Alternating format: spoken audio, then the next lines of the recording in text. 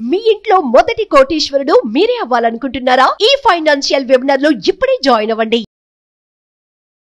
అను పిల్లలు మంచిగా ఉండాలి, చెడిపోకుండా అని ప్రతి ఒక్క తల్లిదండ్రులు కోరుకునేది అది. బంగారం లాంటి భవిష్యత్తు వాళ్ళకి ఇవ్వాలి అని ఎన్నో కలలు కంటూ ఉంటారు కడుపులో ఉన్నప్పటి నుంచి. వన్స్ బేబీ బయటకు వచ్చిన తర్వాత ఇలా అరిచేతిలో పెట్టుకొని కాపాడుకుంటూ ఉంటారు. ఒకసారి స్కూల్లో చేర్పించిన తర్వాత మన చేతిలో ఉండదు. సో పిల్లలు ముఖ్యంగా చాలా మంది చెడిపోతున్నారు. సో మనం చెడిపోయే పిల్లల గురించి మాత్రం మాట్లాడుకుంటే అసలు చెడిపోవడానికి 3 రీజన్స్ కరెక్ట్ గా ఏముంటాయి? First mobiles. ఓకే. మంది నిజంగా చెప్పాలంటే చాలా తప్పు. మొబైల్స్ పిల్లలు తినే స్టేజ్ స్టార్ట్ అయింది, పిల్లలు తినట్లేదు. ఇది వరకు మనం చంకలో వేసుకుని తిప్పి అది చూపించి ఇది చూపించి తినేవాళ్ళం. ఇప్పుడు అలా కాదు. 3 years 2 years వాళ్ళకు కూడా మొబైల్ ఇచ్చేస్తున్నాం, మొబైల్ చూపిస్తున్నాం. అడ్డమైన ఆన్ చేసి ఆ మ్యూజిక్ ఏదో ఒకటి ఎడిట్ అనేది మనం చేస్తున్నాం అంత చిన్న ఏజ్ లో. మనం వాళ్ళకి తినిపించే టైంలో నుంచి మొబైల్స్ స్టార్ట్ చేస్తున్నాం. తర్వాత గేమింగ్ అందులో గేమ్స్ మొదలు పెడుతున్నారు పిల్లలు. కొంచెం ఏజ్ గ్రోత్ వచ్చిన దగ్గర నుంచి అందులో గేమ్స్ అని, ఆ గేమ్స్ నుంచి ఆన్లైన్ గేమ్స్ లో ఎడిక్ట్ అయిపోయి పబ్జి అని ఒకటి వచ్చింది. ఎంతమంది సూసైడ్ చేసుకున్నారు ఆ గేమ్ వలన. నెక్స్ట్ అది ఎప్పుడు 24 hours 2 చేతులు షివర్ అవుతానే ఉంటాయి. ఇంకా అది ఎడిక్ట్ అయిపోయిన వాళ్ళు నిద్రలో కూడా చేస్తూ ఉంటారు. అసలు ఎంత మొబైల్స్ పిల్లల్ని ఫస్ట్ సర్వనాశనం చేస్తున్నాయంటే అది కంట్రోల్ అనేది పెట్టాలి మనం. అది మెయిన్ రీజన్ మొబైల్స్. తర్వాత ఫ్రెండ్ సర్కిల్. కొంచెం గ్రోత్ మొదలైన తర్వాత పేరెంట్స్ ఫస్ట్ అబ్జర్వ్ చేయవలసింది మన పిల్లలు స్కూల్లో ఎలాంటి సర్కిల్తో తిరుగుతున్నారు అనేది చాలా మెయిన్ అబ్జర్వ్ చేయాలి.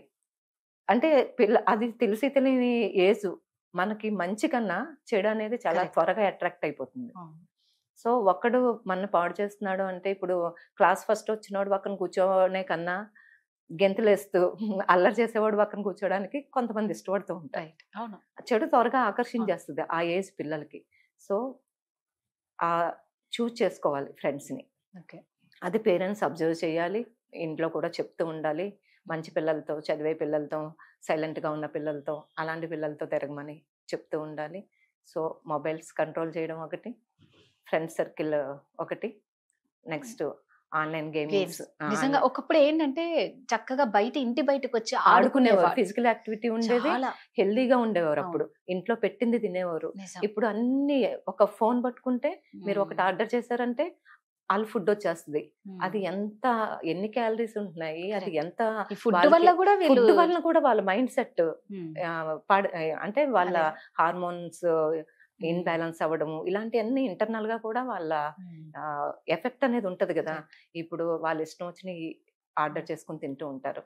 అసలు వాటర్ లో ఎంత అంటే మనం వాటర్ ని తీసుకునేటప్పుడు దాన్ని కరెక్ట్ గా యాంక్లిన్ వాటర్ అలాంటివి ఉంటాయి కదా. అంటే క్లీన్ అండ్ క్లియర్ గా మన బాడీ ఇంటర్నల్ గా కూడా అలా క్లియర్ గా ఉండాలని అనుకుంటాము.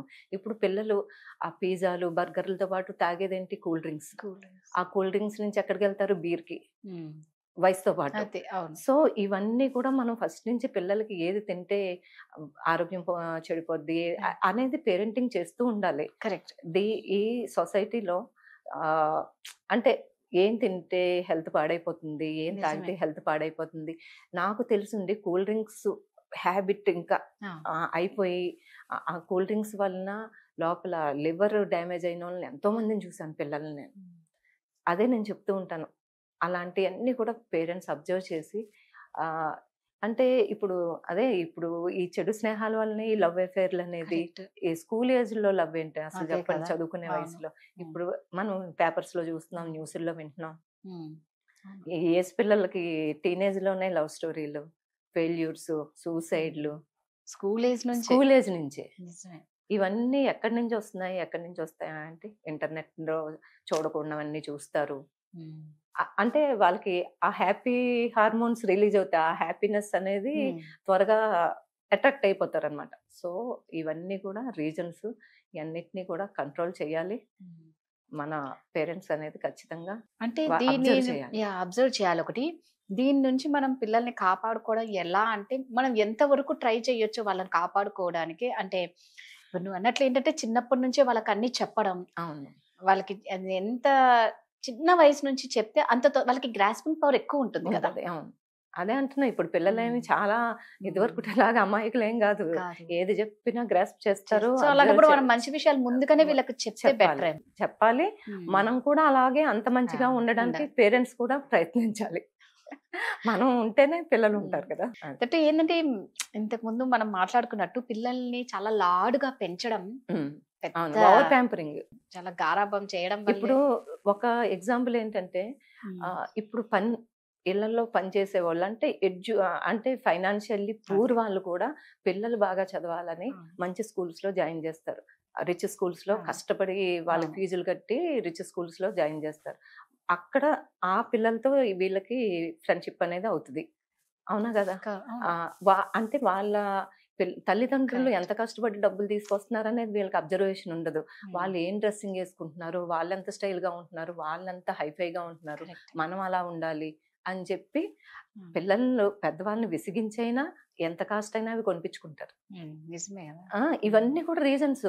తర్వాత ఈజీ మనీ ఎలా వస్తుంది, ఎలా ఈజీగా క్రైమ్స్ చేయొచ్చు, ఆ చిన్న మనసులోకి ఇవన్నీ చూసి ఆ చిన్న మనసులో ఏంటి, మనం త్వరగా మనీ సంపాదించాలంటే ఈ ఆన్లైన్ గేమింగ్ ఆడేద్దాం, లాటరీ టికెట్ కొందాం, ఇలాంటివన్నీ కూడా వాళ్ళ మనసులో మొదలవుతున్నాయి.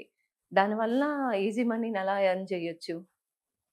ఇప్పుడు ఫ్రెండ్స్, చెడు ఫ్రెండ్స్ ఉంటే మీరు చూడండి, బాయ్ ఫ్రెండ్ తో తిరిగిన వీడియోస్, బ్లాక్ మెయిల్ చేయడాలు ఒకటి కాదు, ఒక కాలేజ్ ఏజ్, ఒక టీనేజ్ నుంచి ఎన్ని క్రైమ్స్ జరుగుతున్నాయి.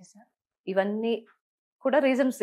ఈజీ మనీ ఎలా సంపాదించేయాలి, మనం హైఫైగా సొసైటీలో ఎలా బతకాలి, మంచి గురించి ఎవరు ఆలోచించట్లేదు. ఇవన్నీ కూడా రీజన్స్ అవుతున్నాయి. దట్టు ఏంటంటే ఈ గేమ్స్ ఇందాక మనం మాట్లాడుకున్నట్టు గేమ్స్ చూసినప్పుడు వాళ్ళు దానిలో చాలా ఇన్వాల్వ్ అయిపోతారు. ఇన్వాల్వ్ అయిపోయి మామూలుగా సినిమా చూసినప్పుడు, ఆ 2 గంటల సినిమా చూసినప్పుడు ఎవరికి వాళ్ళు హీరో, ఎవరికి వాళ్ళు హీరోయిన్ అనుకుంటూ ఉంటారు. అలా పిల్లలు కూడా ఆ గేమ్స్ చూసి ఇంట్లో కూడా అవే చేస్తూ ఉంటారు. అవును, అవి ఫస్ట్ మానిపించి పిల్లలకి రీడింగ్, బుక్ రీడింగ్. ఇప్పుడు ఏదైనా సరే ఆ నెట్ లో చూసేసి ఒళ్ళు బద్దకం. మన పేరెంట్స్ ఎన్ని నెలలు నవల్స్ చదివేవారు గుర్తుందా? అవును. అంటే బుక్ రీడింగ్. ఇప్పుడు పిల్లలకి అసలు బుక్ రీడింగ్ లేదు, ఒక 2 నిమిషాలు కూర్చోలేరు అక్కడ, స్థిమితం లేదు. ఇవన్నీ కూడా పిల్లలకి మంచి మంచి హ్యాబిట్స్ అలవాటు చేయాలి. ఈ బుక్ రీడింగ్, ఇలాంటి మొబైల్స్ ఒక సర్టెన్ టైం తర్వాత మొబైల్స్ తీసేసుకోవాలి. అలా చదువు వరకు అది యూజ్ చేశారా, తర్వాత మొబైల్స్ పేరెంట్స్ తీసేసుకుని ఇంకివ్వకూడదు. ఇలాంటివన్నీ మార్పులు చేయాలి. మనం మంచి హ్యాబిట్స్ నేర్పించవచ్చు చిన్న ఏజ్ నుంచే. అంటే వాళ్ళకి ఇంకా కొంచెం అన్ని తెలుస్తున్నాయి. అంటే యాక్చువల్ గా ఇప్పుడున్న పిల్లలు చాలా హైపర్ యాక్టివ్ ఉంటారు 1 year నుంచి. సో మనం మంచిగా అప్పుడప్పుడే వాళ్ళకి అలవాటు చెయ్యొచ్చు. అన్ని 2 years నుంచో 1.5 year నుంచో మనం వాళ్ళకి మాటలు ఎప్పుడైతే వస్తాయో, నడక ఎప్పుడైతే వచ్చిందో, సో మనం అప్పటి నుంచి పిల్లలు ట్రై చేయొచ్చు. మంచిగా మ్యూజిక్ నేర్పించడం, డాన్స్ నేర్పించడం, ఇలాంటి వాటిల్లో పెడితే మంచి స్పోర్ట్స్ ట్రైనింగ్ ఇప్పించడం, అప్పుడు ఈ మొబైల్ కి ఎడిక్ట్ అవ్వకుండా ఉంటారు. వాటి మీద ఎక్కువ ఫోకస్ చేస్తారు కాబట్టి. Thank you. సుమన్ టీవీలో మీ పర్సనల్ అండ్ బిజినెస్ ప్రమోషన్స్ కోసం కింది నెంబర్ కి కాంటాక్ట్ చేయండి.